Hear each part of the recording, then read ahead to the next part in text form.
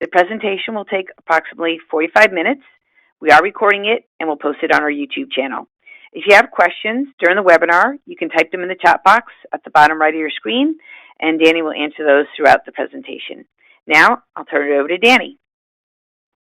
Hello, my name is Danny. Thank you for having me here today, Melissa. And again, my name is Danny Gredinberg with the Database Enhancement Gateway.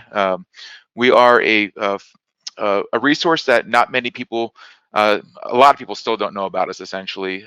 But we are commonly used throughout the U.S. market. The DEG is an amazing resource, and I'll discuss more about it. I myself was a user of the DEG before becoming an administrator for them, and it's helped me tremendously and provided a great resource and impact in my business by getting the issues fixed within the estimating systems for all three, CCC, Mitchell, and Audatex.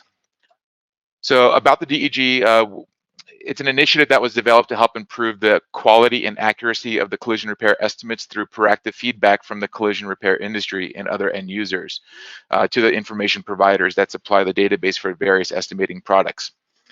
We are created and equally funded and maintained by the AASP, Automotive Service Providers, and the Society of Collision Repair Specialists, SCRS.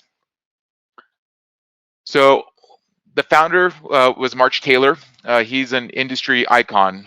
This was him. He was a shop owner in Hawaii. Autobody Hawaii was a shop that he owned before he passed away. And you can see he was actively involved in the shop, and he was a technician. He was an estimator. He's done everything in his body shop, and he was always hands-on. So the way it started was through him being an estimator and being involved in the estimating process, he started working with the information providers, the estimating systems, and because of errors that he found in the database or inaccuracies with the time studies or missing parts information. So he started working with the information providers directly, and then when word spread that this is what he was doing, other shop owners, people within the industry would reach out to him for help to help him get these issues fixed. So because of that, it's became bigger and bigger, and he's been able to pass it off to other administrators, and with him not being around anymore, it's taken its own course. So the goal was to provide this as a free resource back to the industry. So we were funded by the SCRS and the AASP, and we also have additional support throughout the industry.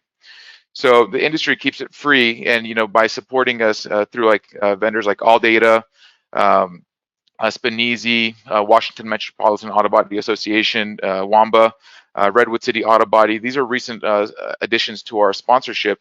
We also have sponsors through Collision Advice, PPG, and then as well as individual donations through individual body shops, and we call those our bronze sponsors. So again, repairs or individuals, corporations can actually sponsor the DEG to keep this as a free resource to the industry. And again, Nyland's Collision Center is another one of our recent sponsors that just got added on there, and they're out of Denver, Colorado. So a big thank you to the companies and the associations that want to provide this to the industry as a free resource. So again, a big thank you to all of them. So again, if you have any questions, feel free to ask. Just thought I'd put a little pause in here. If not, we'll go ahead and keep going. So one thing that I always preach to all my audience is, research to learn and learn to research.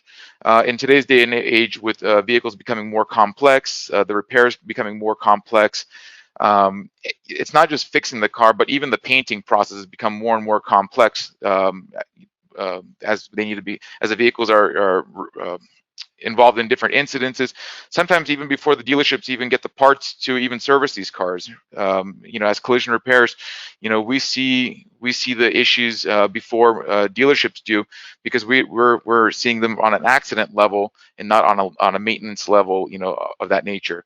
So we see a lot of interesting scenarios in our business.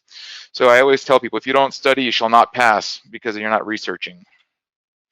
So on our website at degweb.org, we have an estimate toolbox, and in that estimate toolbox, a user can go in there and click, and then they can find some information from industry resources, whether it's the SCRS Guide to Complete Repair Planning, different calculators, ASA, blend within panel or base coat reductions articles. So they can go in there and open these links directly from industry resources, and it funnels it down into one combined website.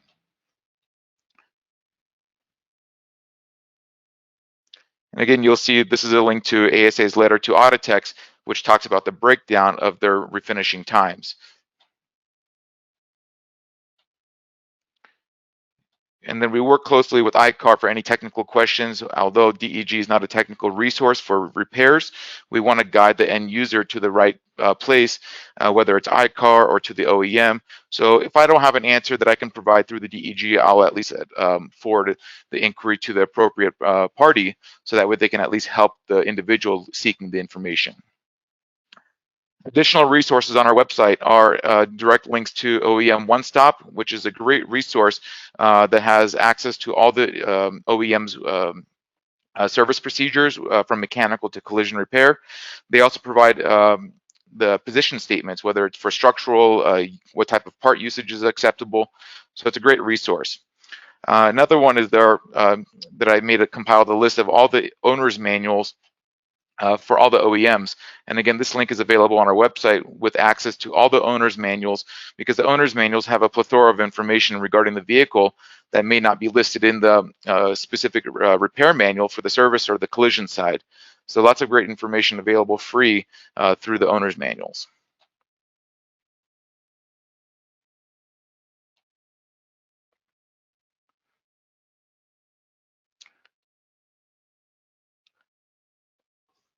So as you can see, this the list of OEMs and their subscription cost. The information is not free. Through the OEM One Stop, while it gives you a direct link to all the manufacturers, a lot of these manufacturers require a subscription cost, whether it's a 1 day, 3 day, or a year pass. So one thing you noticed was the cost of all the information. So the total cost, if you were to take all the listed manufacturers that were listed above, combined total based on a 5-day work week for 1 year, you're talking about $103 per day to access all those provided information. So it makes it easy if you want to go in and just pay for what you need and just access the information for the specific manufacturer. So if you're a shop that specializes in Honda or Toyota and you rarely see an Audi, there's no sense of subscribing to a 1-year membership or an access to an Audi program or to a manufacturer that you don't commonly work on. Whereas if you work on Nissan, or Honda is your most common brands, you may want to look into purchasing that 1-year subscription. And then, again, what about the research and the time it takes? So some of the information providers are acknowledging that the access to repair information in the subscription cost is not included in their labor times. So this is a valuable thing, as well as the labor to retrieve the OEM information or the repair information. That's all time spent by the repair or by whoever's researching that the required repairs necessary to perform a proper and safe repair. So being able to purchase a subscription and bill it out on a individual line item is really helpful in having an invoice to support that. And all three information providers are acknowledging that there is non-included operations to perform the task of subscribing to it or purchasing it, as well as the time to look it up. And that also may include the time spent looking at electronic parts catalogs through the OEM, or having to order parts online through an online system. So those are all variable factors that are not included in the labor time. And the repairer has the ability to charge it out as they see fit, whether it's in their labor hourly rate or as a line item, but they are acknowledging that it's not an included cost in the labor times. The DEG provides weekly estimating tips free to the entire industry, part of it being a resource. Every Monday, we distribute a quick and easy estimating tip, whether it's one of the 3 estimating systems, or it could be a common operation between all 3 estimating systems. And these are usually basic information, quick reminders, nothing too advanced as far as vehicle specific. So this is just a nice little way of opening your email as you get to work on Monday, and seeing a little reminder or some kind of tip. To be added on that estimating tip automatic email, you can go to send an email request to info@scrs.com, and then you can just send a request to be added to the weekly tips. And then, or if you want to just follow our Twitter feed at the DEG web, and then all of our tips are published on our website as well through the estimating toolbox. And if you're online with various online groups and communities, forums on Facebook, for example, we do publish on there as well. So again, we want to talk about all three estimating systems because some shops have all three systems, and some shops subscribe to a few, some of them subscribe to only one.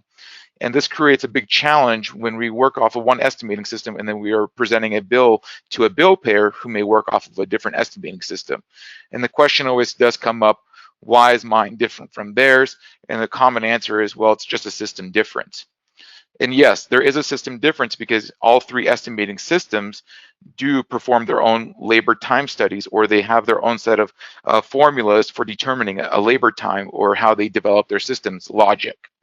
So the DEG's made it very simple by having access to all three estimating systems P pages online, which are always live and updated up to date through that specific information provider. So this is an example of going on to through the DEG. You can click on the CCC button, and then it'll take you to the CCC's P page right here, or as they call it, the Guide to Estimating. Again, with a link to the Mitchell's Guide to Collision Estimating Guide, the CEG, as well as Audatex Database Reference Repair Manual, again, through the online link. And this is actually a cool document because it can be downloaded as a complete PDF form. So all three systems have a live up-to-date procedure pages online. It's accessible to anyone. It doesn't require any kind of login. It's free of charge. It's not proprietary to anyone. These are just general information that's available to anyone in the industry. And again, CCC Motors and Audatex can be downloaded in a single PDF document, and then that way you can print it off, yearly as they do update throughout the year or every year. And then again, if you want to give a copy to your technician, to your estimator, having a printed copy may be helpful. So another tool that DEG has done is part of the estimating tips is we have done quick comparison charts of common operations.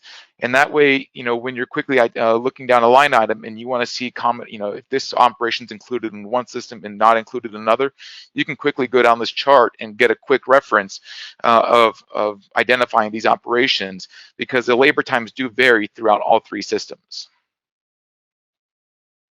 And again, another example. And we have a couple of a wide example of these on our website.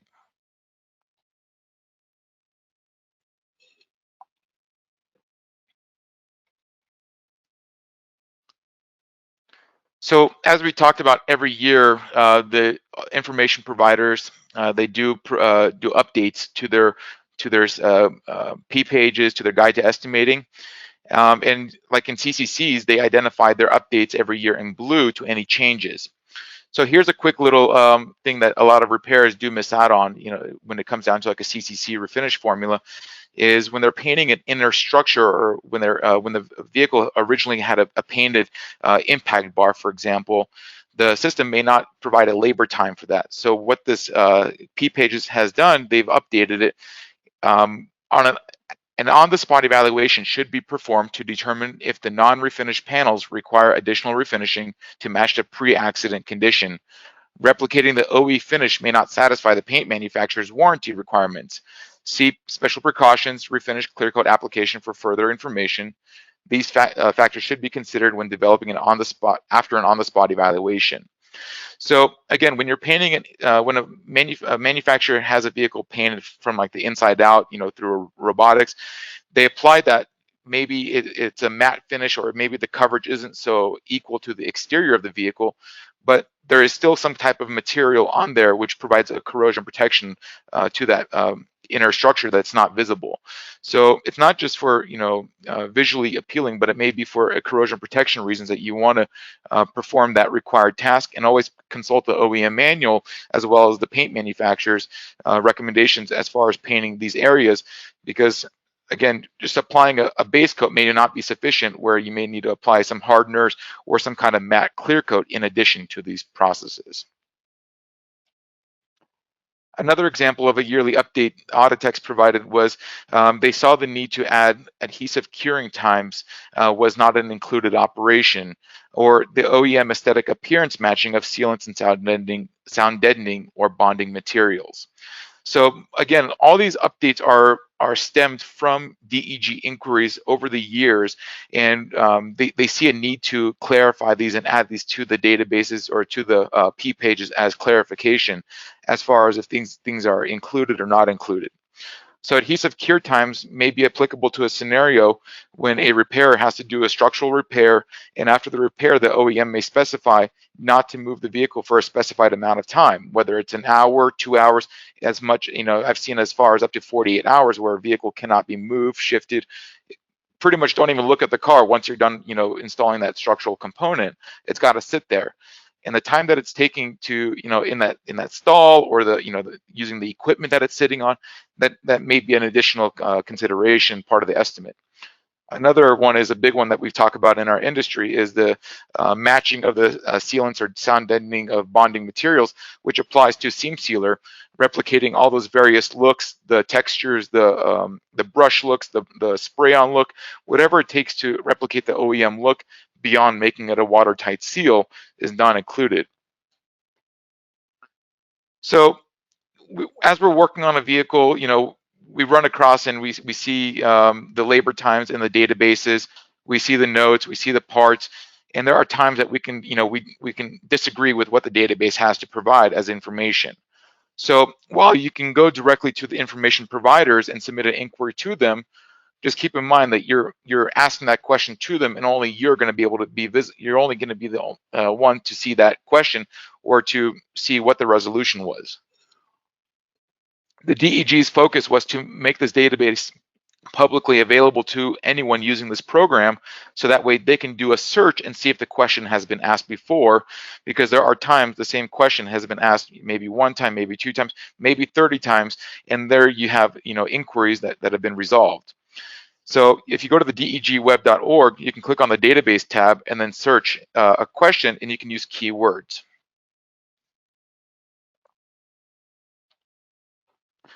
So if you disagree with the database and you search for it and you can't find anything, again, and there's just clearly an error in the database, whether it's a labor time or missing parts, you can actually submit an inquiry as well. So if you submit an inquiry, that will be gone through me. So if anyone has any questions, we'll take a pause right here. And we can answer any questions anyone may have. I don't see any right now. Okay. So submitting an inquiry is very simple. In the top right corner, you can open an inquiry, and it'll take you to this form that you can fill out, and it asks you for basic information. There's no login required. I suggest using this on a browser that saves your information, because the more inquiries you submit, it's easier just to have the system auto-populate your required fields like your name, address, phone number, and even your email address. So an example of a scenario where we want to submit an inquiry would be this technician was working on a vehicle, and after reviewing their OEM procedure, he saw the note that the upper clip must be replaced with a new one when the B-pillar upper trim is reinstalled. So in the procedure, it identifies in the left side, A, that the clip is with a black square with an X through it, that it's a one-time use clip. When he went to the estimator and told him about this clip, the estimator went into this database and confirmed that in the upper B-pillar trim, that the clip is in the picture, but there's no part selection available. So he was not able to select this part in the database to add it onto the estimate. When this happens, repairs or end users, what they have to do is they have to now go to the OEM electronic parts catalog. They have to find the clip, they have to verify the part number, verify the price, and then they have to manually add it every single time they need that specific component. And you can imagine how much time it takes to locate a clip. So again, we went to the OEM EPC, confirmed that clip is available separately, it has a part number, and we submitted an inquiry. So once the inquiry has been submitted, the user will receive a verification email with an acknowledgement of the inquiry and an inquiry number.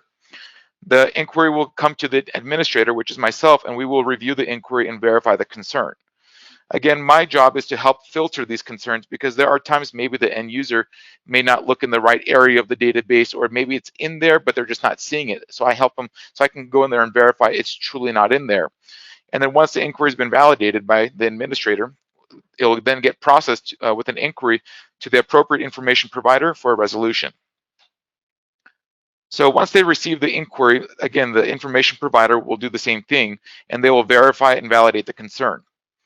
If a resolution is made, there's two types of scenarios that would be involved: resolved no IP change, or resolved with an IP change.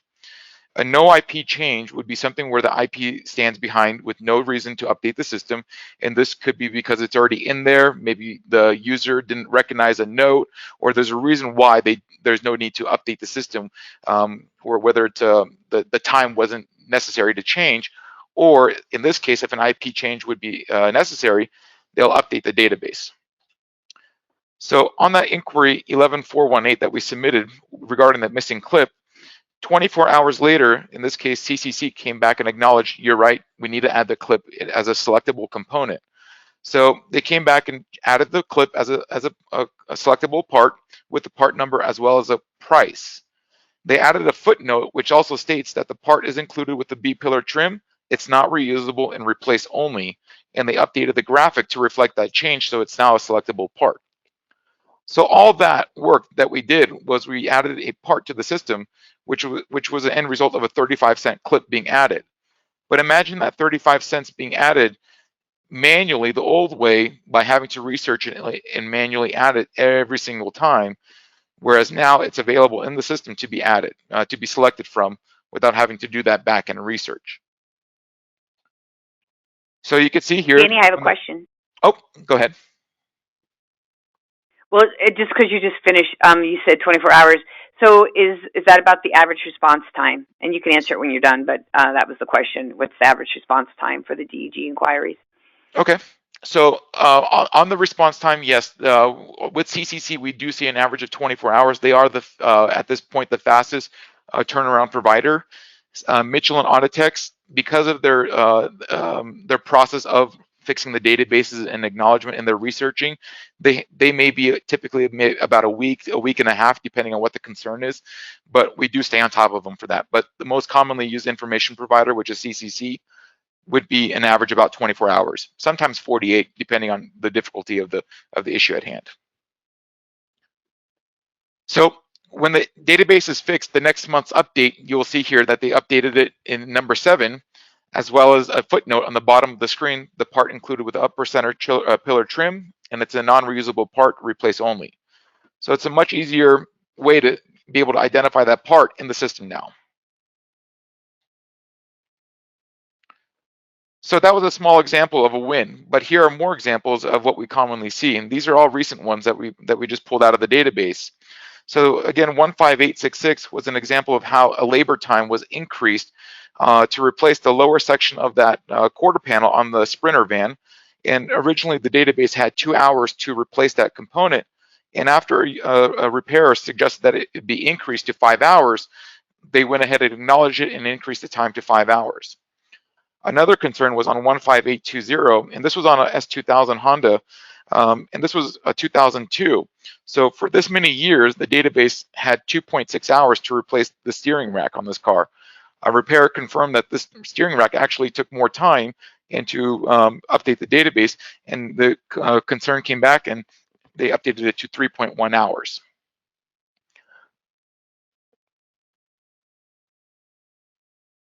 Again, more examples of how the database can be used regarding parts. A repairer submitted a photo of a component showing that it's glued on and it should be one-time use part, as it's noted by the OEM. So again, the information provider acknowledged it and added a note to that part saying that it's a one-time use, it's adhesive and non-reusable. A refinish scenario was the rear door refinish time only showed 2.6 hours. After submitting the inquiry, the information provider acknowledged it and increased it to 3.1 hours. Any questions?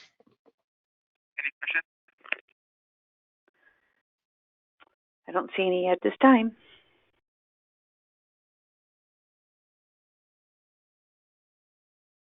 Perfect.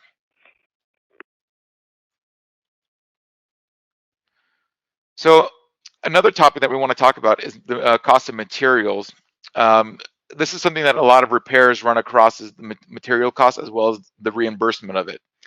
My personal perspective on this topic is, if you're getting reimbursed for your materials used in the repair cost, it shouldn't matter to you what it cost you to get that material, as long as you're getting reimbursed for it. So these are examples of scenarios of the type of materials that we're using in repairs and we're not factoring, or we're not getting reimbursed for. So things like, you know, the mixing cups, the filters, the paint suits, the papers for masking, the sandpapers, the double-sided tapes, the seam sealers, the tips, the clips and the cavity waxes, tapes. And then we have these really inexpensive drill bits that we're using more and more on these vehicles. And again, these are all materials that we also see in shops that are commonly using, that repairs are not considering, or they're not getting reimbursed for because of billing it out for it properly.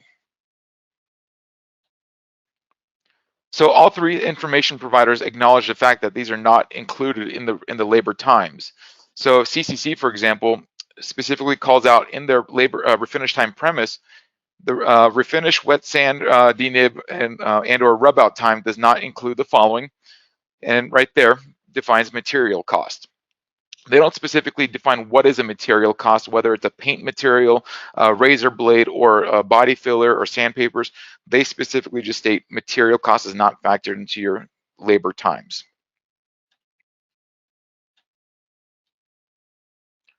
So again, all three systems do acknowledge this fact, and then the question comes about, how do I determine the cost of materials used in the repairs? And one thing that we commonly see is two ways in this industry is we see them charge out per an hourly rate. I'm, for one, not a big proponent on charging for an hourly rate, because that rate varies throughout the country, and yet these material costs are the same throughout when you purchase them. So I'm just not sure how an hourly rate does factor all that, but if it works for the repair, I'm not going to argue that. But the most accurate way to deliver the material fees back to the bill payer is to, again, after acknowledging that the shop materials are not included, is to use some type of invoicing program that you can identify all the materials used in the body repair or in the paint repair, and identify it down to the quantity. And when you present this itemized invoice for each product used in that repair, it makes the conversation or the discussion of negotiation much more productive, instead of trying to factor out a cost per hour of all these items used. So a recap of today's conversation: we have a review of the DEG website, understanding the differences between the estimating systems, how to use the DEG by submitting an inquiry, and as well as checking all the estimating tips or the estimate toolbox section, how to access all three information providers' P pages, and again, material cost is not included in the labor times. So again, a big thank you to everyone being on this phone call today. It looks like we wrapped up just a little bit early on this presentation. Hopefully you guys have some questions. If so, please ask away. I'd love to answer any of this for you. If there's a time that you want to reach out to me directly, my information is provided here. I'm online. I'm on our website. I have an email. You can call me. You can reach out on Twitter or Facebook. So again, any questions you have regarding how we can help your customer, or if you're a shop owner or repair, anything that we can do to be a resource and be a value to you, please reach out and don't hesitate. So again, thank you. I appreciate the time, and hopefully you all have a good day. Thank you. We do have a couple questions. Great. Okay, so the first one here is, do you do this for Tesla as well? So Tesla is a manufacturer. Since they do have a database in all three systems, it would apply with any inquiries regarding labor times, missing parts, or pricing of the parts being inaccurate. Submit those, and we'll work directly with the information providers.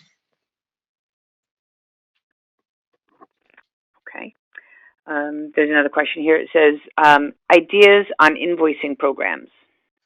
I would consult with your paint manufacturer. Consult with your if you have a consultant, that has ideas, on that. There's a couple out there. I know Mitchell has one. There's programs like PMC Logic. Again, I would consult with your paint manufacturer, and see what systems they have as well through the through PPG or Exalta or Sickens. They all have some sort of program that you can utilize, or even through your own management software may be available to use as well. So with that, appreciate everybody joining us today, and we'll be in touch. Thank you. Thank you, Danny. Thank you so much. Have a good one.